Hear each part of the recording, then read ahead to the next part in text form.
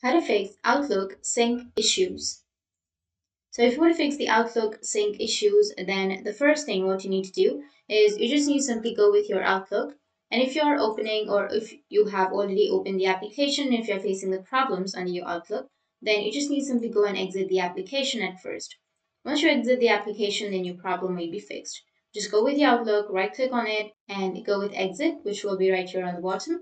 Exit your Outlook. Once you've exited, you just need to simply relaunch your Outlook, and after relaunching, your problem might be fixed. Next thing you need to do is just right click on your Windows, go with settings. Under settings, you need to go with apps section. Under apps, you need to go with installed apps.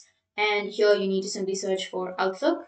Once you search, now on the right side, you'll have three dots. You just need to simply go with it. And if you have any updates, you just need to simply go with updates and update your application. Once you've updated, your problem will be fixed. But even after updating, if that doesn't fix your problem, then move on to the last solution, which is we just need to simply go with recovery.